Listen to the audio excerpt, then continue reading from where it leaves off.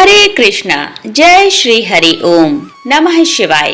प्रिय भक्तजनों, आज बृहस्पतिवार के दिन आप बृहस्पति देव की बड़ी ही दुर्लभ कथा सुनेंगे।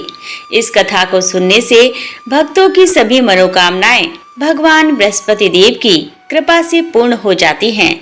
तो आइए बड़े ही श्रद्धा और प्रसन्न चित्त मन से इस कथा को सुनते हैं। भारतवर्ष में एक प्रतापी और दानी राजा राज्य करता था। वह नित्य गरीबों और ब्राह्मणों की सहायता करता था। यह बात उसकी रानी को अच्छी नहीं लगती थी। वह ना ही गरीबों को दान देती, ना ही भगवान का पूजन करती थी और राजा को भी दान देने से मना किया करती थी। एक दिन राजा शिकार खेलने वन को गए हुए थे, तो रानी महल में अकेली थी। उसी समय बृहस्पति देव साधु वेश में राजा के महल में भिक्षा लेने के लिए गए और भिक्षा मांगी।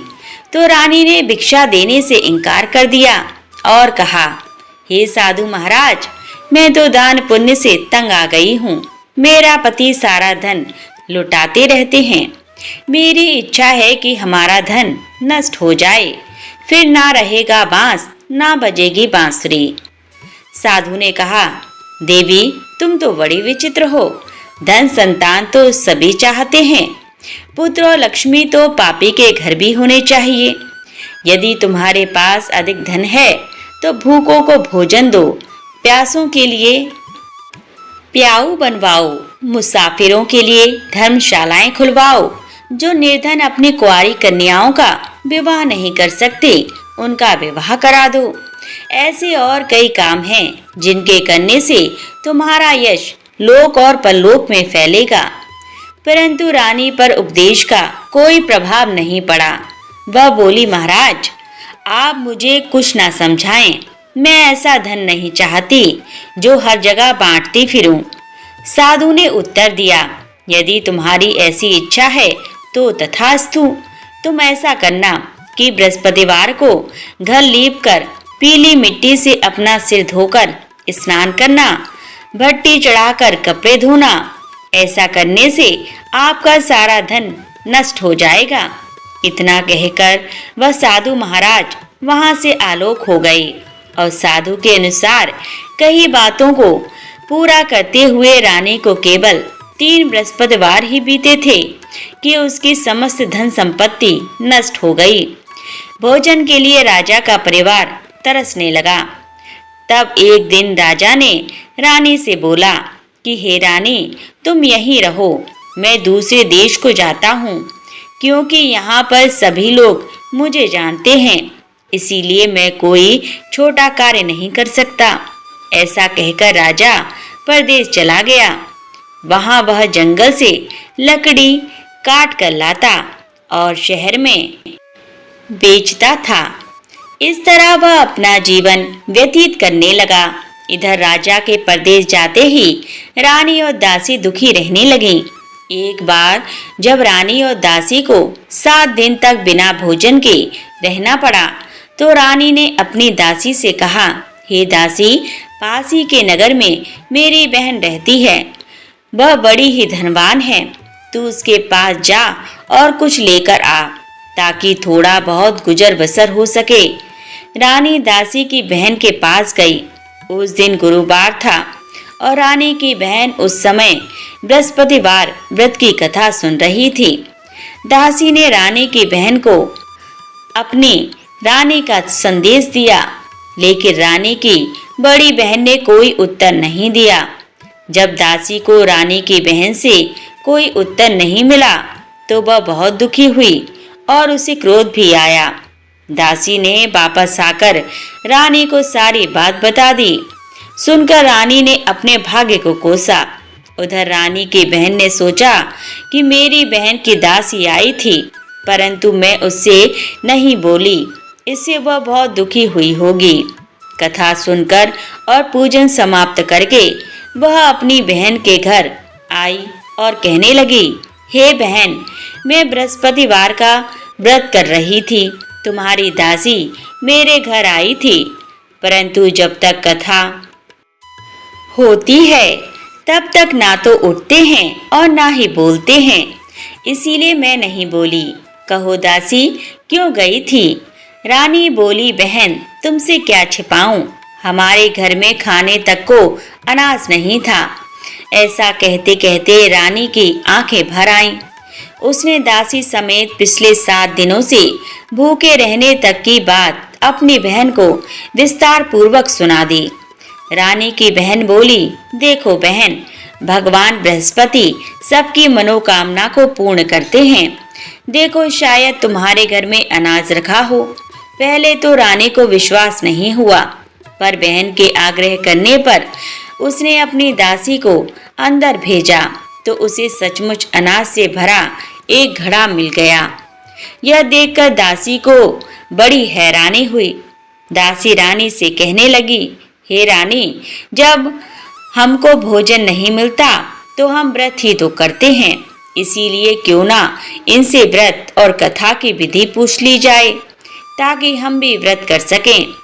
तब रानी ने अपनी बहन से बृहस्पतिवार व्रत के बारे में पूछा। उसकी बहन ने बताया, बृहस्पतिवार के व्रत में चने की दाल और मुनक्का से विष्णु भगवान का केले की जड़ में पूजन करें तथा दीपक जलाएं, व्रत कथा सुने और पीला भोजन ही करें। इससे बृहस्पति देव प्रसन्न होते हैं। और व्रत और पूजन विधि बताकर रानी की बहन अपने घर को लौट गई। 7 दिन के बाद जब गुरुवार आया तो रानी और दासी ने व्रत रखा। गुड़साल में जाकर चना और गुड़ लेकर आई। फिर उससे केले की जड़ तथा विष्णु भगवान का पूजन किया। अब पीला भोजन कहाँ से आए? इस बात को लेकर दोनों बहुत दुखी थीं, क्योंकि उन्होंने व्रत रखा था। इसीलिए बृहस्पति देव उनसे प्रसन्न थे। इसीलिए वे एक साधारण व्यक्ति का रूप धारण करके 2 थालों में सुंदर पीला भोजन दासी को दे गए। भोजन पाकर दासी बहुत प्रसन्न हुई और फिर रानी के साथ मिलकर भोजन ग्रहण किया। उसके बाद वे सभी गुरुवार को व्रत और पूजन करने लगी। बृहस्पति भगवान की कृपा से उनके पास फिर से धन संपत्ति आ गई, परंतु रानी फिर से पहले की तरह आलस्य करने लगी। तब दासी बोली, देखो रानी, तुम पहले भी इस प्रकार आलस्य करती थी। तुम्हें धन रखने में कष्ट होता था, इस कारण सभी धन नष्ट हो गया। और अब जब भगवान बृहस्पति की कृपा से धन मिला है तो तुम्हें फिर से आलस्य होता है। रानी को समझाते हुए दासी कहती है कि बड़ी मुसीबतों के बाद हमने यह धन पाया है, इसीलिए हमें दान पुण्य करना चाहिए, भूखे मनुष्यों को भोजन कराना चाहिए और धन को शुभ कार्यों में खर्च करना चाहिए, जिससे तुम्हारे कुल का यश बढ़ेगा, स्वर्ग की प्राप्ति होगी और पितृ प्रसन्न होंगे। दासी की बात मानकर रानी अपना धन शुभ कार्यों में खर्च करने लगी, जिससे पूरे नगर में उसका यश फैलने लगा। उधर एक दिन राजा दुखी होकर जंगल में एक पेड़ के नीचे आसन जमाकर बैठ गया। वह अपनी दशा को याद करके व्याकुल होने लगा। बृहस्पतिवार का दिन था। एकाएक उसने देखा कि निर्जन वन में एक साधु प्रकट हुए। वह साधु वेश में स्वयं बृहस्पति देवता थे। लकड़हारे के सामने आकर बोले, हे लकड़हारे, इस सुनसान जंगल में तू इतना चिंता मग्न क्यों बैठा है? लकड़हारे ने दोनों हाथ जोड़कर प्रणाम किया और उत्तर दिया, महात्मा जी, आप सब कुछ जानते हैं, मैं क्या कहूँ। ये कहकर रोने लगा और साधु को अपनी आत्मकथा सुनाई।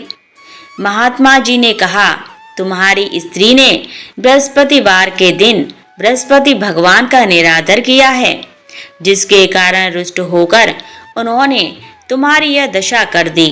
अब तुम चिंता को दूर करके मेरे कहने पर चलो तो तुम्हारे सब कष्ट दूर हो जाएंगे और भगवान पहले से भी अधिक संपत्ति देंगे। तुम बृहस्पति के दिन कथा किया करो। 2 पैसे के चने मुनक्का लाकर उसका प्रसाद बनाओ और शुद्ध जल से लोटे में शक्कर मिलाकर अमृत तैयार करो।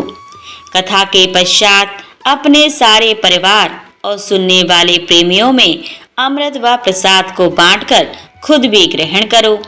ऐसा करने से भगवान तुम्हारी सब मनोकामनाएं पूरी करेंगे। साधु के ऐसे वचन सुनकर लकड़हारा बोला, हे प्रभु, मुझे लकड़ी बेचकर इतना पैसा नहीं मिलता जिससे भोजन के उपरांत कुछ बचा सकूं।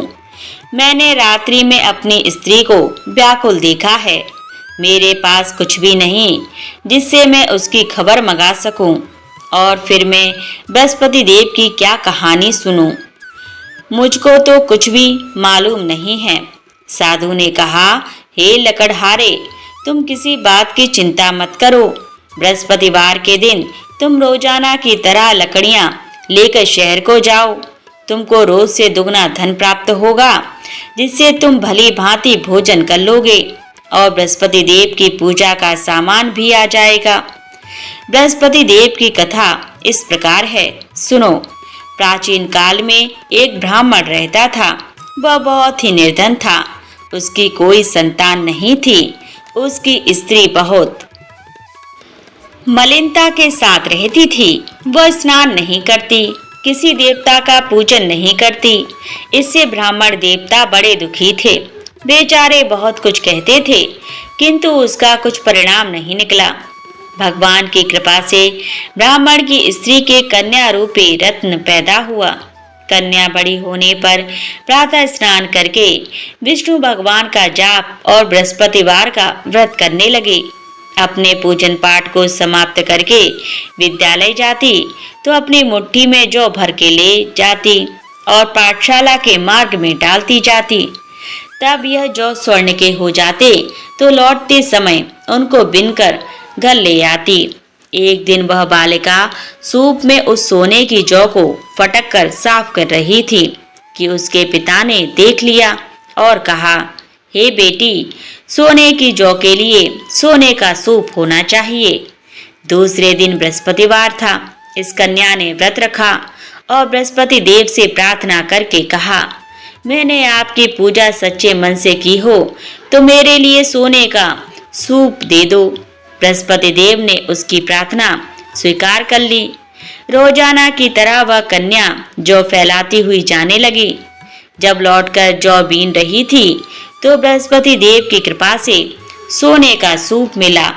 उसे वह घर ले आई और उसमें जौ साफ करने लगी, परंतु उसकी माँ का वही ढंग रहा। एक दिन की बात है कि वह कन्या सोने के सूप में जौ साफ कर रही थी। उस समय उस शहर का राजपुत्र वहां से होकर निकला।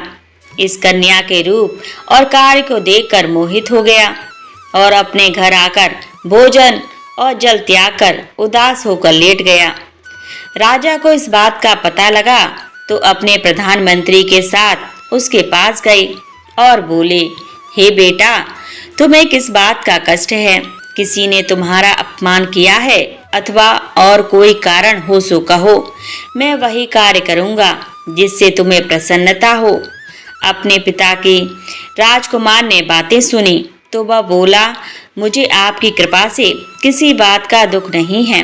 किसी ने मेरा अपमान नहीं किया है, परंतु मैं उस लड़की से विवाह करना चाहता हूँ जो सोने के सूप में जौ साफ कर रही थी।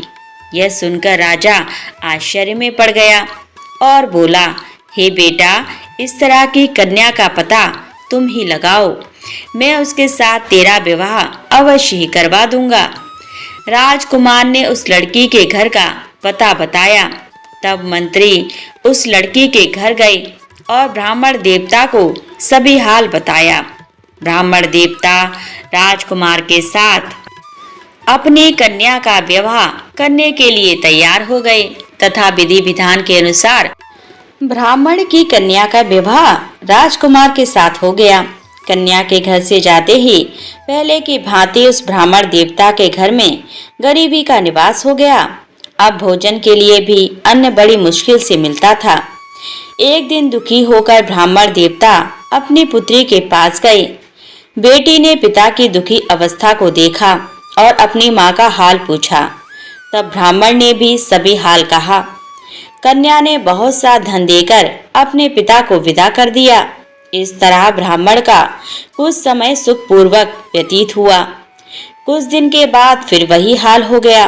ब्राह्मण फिर अपनी कन्या के यहाँ गया और सारा हाल कहा तो लड़की बोली, हे पिताजी, आप माताजी को यहाँ ले आओ, मैं उन्हें विधि बता दूंगी जिससे उनकी गरीबी दूर हो जाए। वह ब्राह्मण देवता अपनी स्त्री को साथ लेकर पहुँचे तो अपनी माँ को समझाने लगे कि हे माँ, तुम प्रातः काल प्रथम स्नान आदि करके विष्णु भगवान का पूजन करो तो सब दरिद्रता दूर हो जाएगी। परंतु उसकी माँ ने एक भी बात नहीं मानी और प्रातः काल उठकर अपनी पुत्री के बच्चों की झूठन को खा लिया।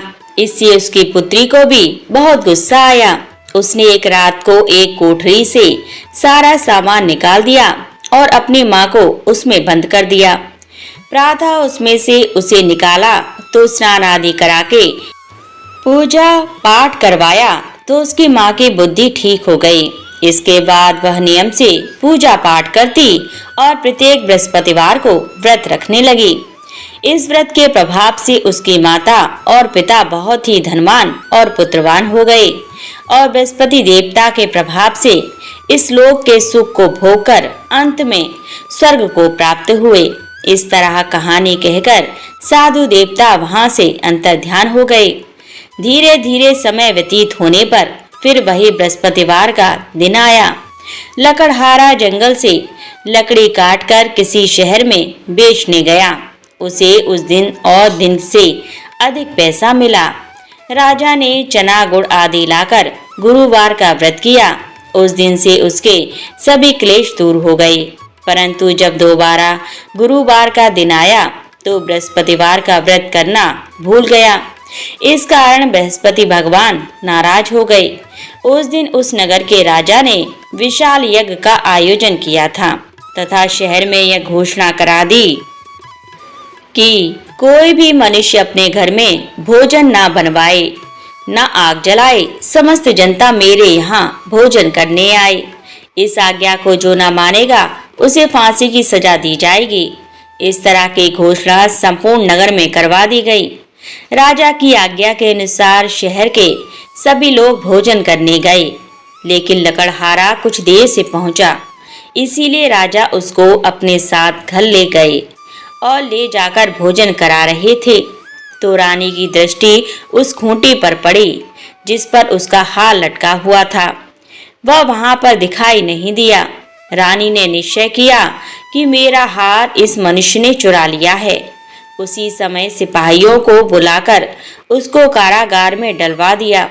जब लकड़हारा कारागार में पड़ गया और बहुत दुखी होकर विचार करने लगा कि न जाने कौन से पूर्व जन्म के कर्म से मुझे यह दुख प्राप्त हुआ है, और उसी साधु को याद करने लगा जो कि जंगल में मिला था।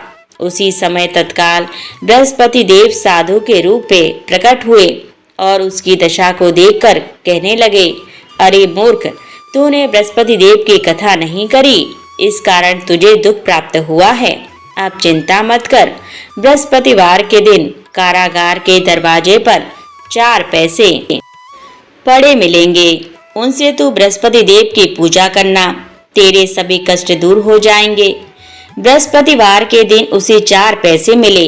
लकड़हारे ने कथा कही। उसी रात्रि को बृहस्पति देव ने उस नगर के राजा को स्वप्न में कहा, हे राजा, तुमने जिस आदमी को कारागार में बंद कर दिया है वह निर्दोष है, वह राजा है, उसे छोड़ देना। रानी का हार उसी खूंटी पर लटका है। अगर तू ऐसा नहीं करेगा तो मैं तेरे राज्य को नष्ट कर दूंगा। इस तरह रात्रि के स्वप्न को देखकर राजा प्रातः काल उठा और खूंटी पर हार देखकर लकड़हारे को बुलाकर क्षमा मांगी और लकड़हारे को योग्य सुंदर वस्त्र आभूषण देकर विदा कर दिया। बृहस्पति देव की आज्ञा के अनुसार लकड़हारा अपने नगर को चल दिया। राजा जब अपने नगर के निकट पहुंचा तो उसे बड़ा आश्चर्य हुआ। नगर में पहले से अधिक बाग, तालाब, कुएं तथा बहुत सी धर्मशाला, मंदिर आदि बन गई हैं। राजा ने पूछा, यह किसका बाग और धर्मशाला है? तब नगर के सब लोग कहने लगे, यह सब रानी और बांदी के हैं। तो राजा को आश्चर्य हुआ और गुस्सा भी आया। जब रानी ने यह खबर सुनी कि राजा आ रहे हैं, तो उन्होंने दासी से कहा, हे दासी, देख, राजा हमको कितनी बुरी हालत में छोड़ गए थे। हमारी ऐसी हालत देखकर वह लौट ना जाएं, इसीलिए तू दरवाजे पर खड़ी हो जा। आज्ञा के अनुसार दासी दरवाजे पर खड़ी हो गई। राजा आए तो उन्हें अपने साथ लेकर आई। तब राजा ने क्रोध करके अपनी रानी से पूछा कि यह धन तुम्हें कैसे प्राप्त हुआ है? तब उन्होंने कहा, हमें यह सब धन बृहस्पति देव के इस व्रत के प्रभाव से प्राप्त हुआ है। राजा ने निश्चय किया कि 7 रोज बाद तो सभी बृहस्पति देव का पूजन करते हैं, परंतु मैं प्रतिदिन दिन में 3 बार कहानी और रोज व्रत किया करूंगा। अब हर समय राजा के दुपट्टे में चने की दाल बंधी रहती और दिन में 3 बार कहानी कहते। एक रोज राजा ने विचार किया कि चलो अपनी बहन के यहाँ हो आवें। इस तरह निश्चय करके राजा घोड़े पर सवार होकर अपनी बहन के यहाँ को चलने लगे। मार्ग में उसने देखा कि कुछ आदमी एक मुर्दे को लिए जा रहे हैं। उन्हें रोककर राजा कहने लगा, अरे भाइयों, मेरे बृहस्पति देव की कथा सुन लो। वे बोले, लो, हमारा तो आदमी मर गया है, इसको अपनी कथा की पड़ी है।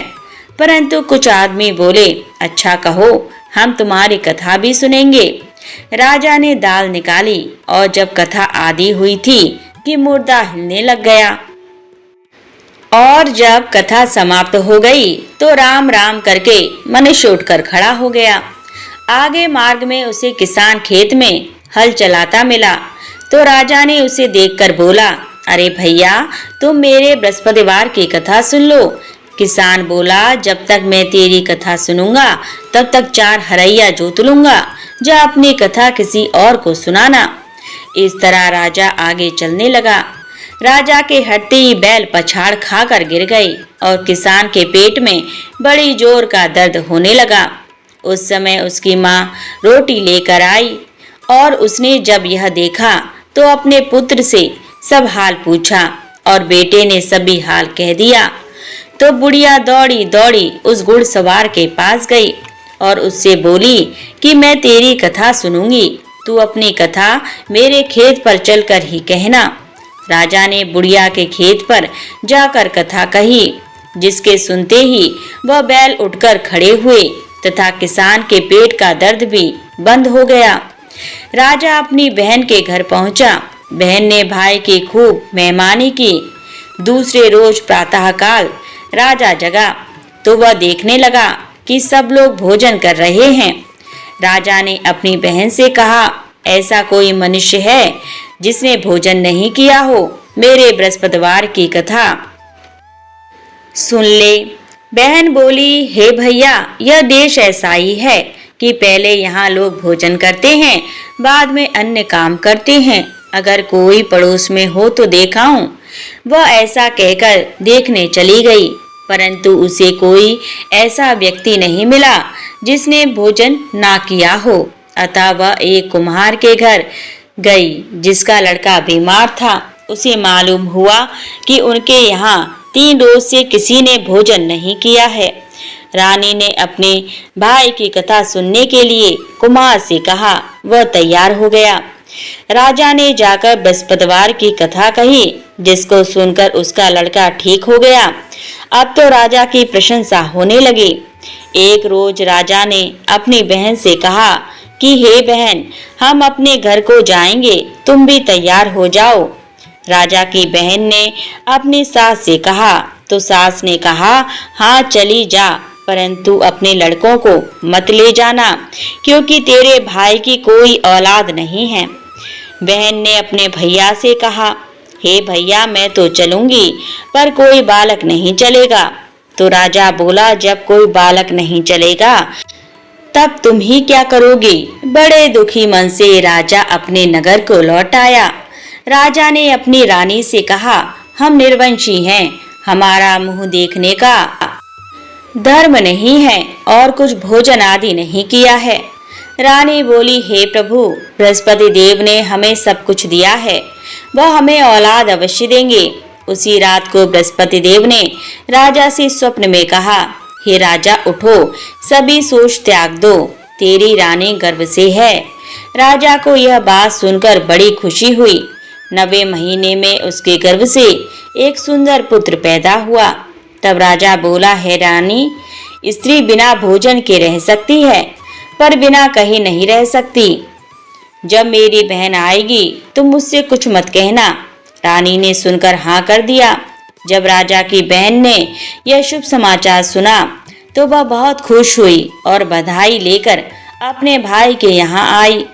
तभी रानी ने कहा, घोड़ा चढ़कर तो नहीं आई, गधा चढ़कर आई है।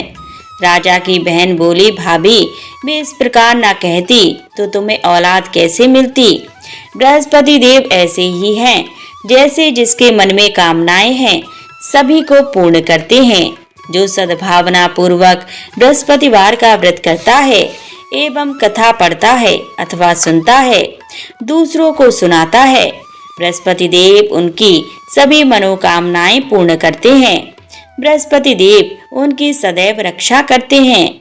जो संसार में सद्भावना और सच्चे हृदय से बृहस्पति देव का पूजन करते हैं, उनकी सभी मनोकामनाएं उसी प्रकार पूर्ण होती हैं।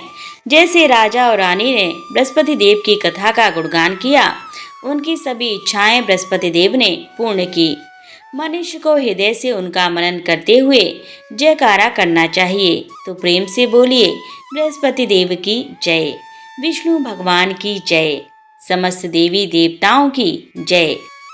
ओम जय बृहस्पति देवा, ओम जय बृहस्पति देवा, छिन छिन भोग लगाऊं कदली फल मेवा। ओम जय बृहस्पति देवा, तुम पूर्ण परमात्मा, तुम अंतर्यामी स्वामी, तुम अंतर्यामी, जगत पिता जगदीश्वर, तुम सबके स्वामी।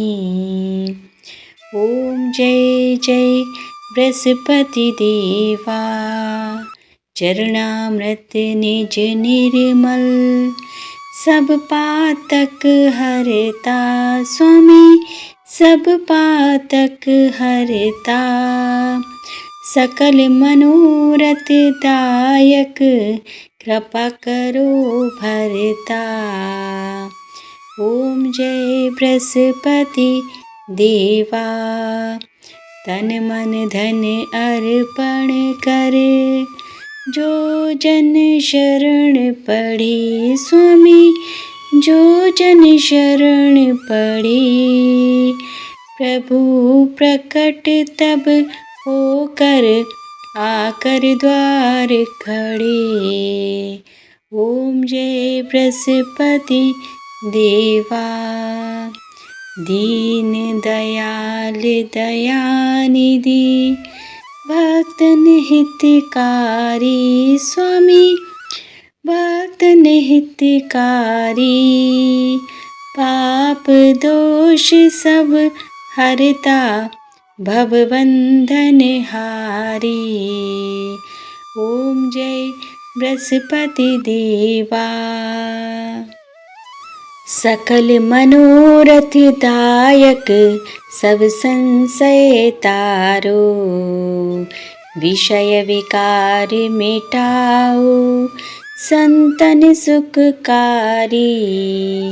ओम जय बृहस्पति देवा, जो कोई आरती तेरी, प्रेम सहित गावे स्वामी, प्रेम सहित गावे, ज्येष्ठानंद वंद सो निश्चय ही पावे। ओम जय बृहस्पति देवा। ओम जय बृहस्पति देवा। प्रेम से बोलिए भगवान बृहस्पति देव की जय। बोलिए बोलिए भगवान श्री लक्ष्मी नारायण जी की जय।